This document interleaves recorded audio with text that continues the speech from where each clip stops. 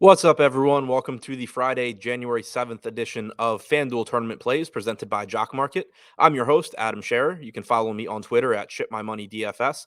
And as a reminder, use the code Awesemo and Jock Market will match 100% of your first deposit up to $50. We have a lot of news that is still pending today.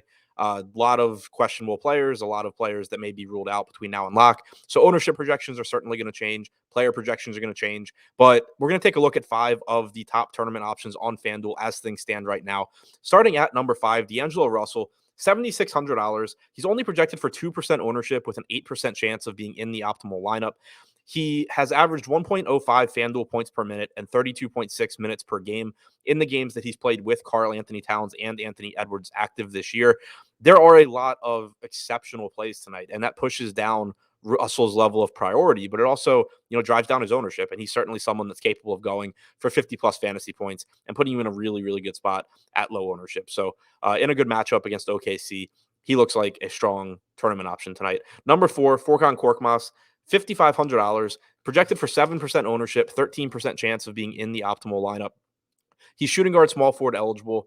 He has averaged about 29 minutes per game and about 0.9 fantasy points per minute in 12 starts with Joel Embiid active since the beginning of last season. He's going a little bit overlooked tonight because there is newer value guys that stand out a little bit more, but we do still have a shorthanded Sixers team without Tyrese Maxey, without Shake Milton, possibly without Danny Green, although I'm expecting him to play. He is still technically questionable. So Korkmaz should get plenty of minutes again tonight and has the upside to have a good game at low ownership.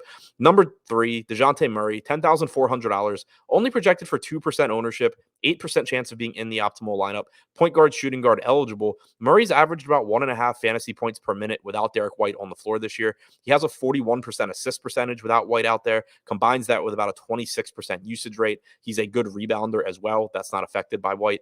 So Murray's someone that on a very shorthanded Spurs team is likely to step up and play an even bigger role than he normally does. Number 2, Giannis Antetokounmpo, $11,700 with small forward and power forward eligibility. He's projected for 21% ownership with a 29% chance of being in the optimal lineup.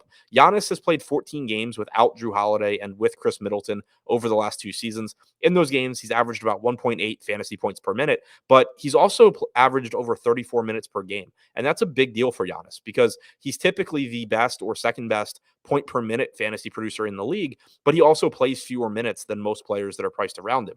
If you can expect 34 plus minutes from him in what should be a competitive game against the Nets, it makes him look like one of the best, if not the best overall options on this slate.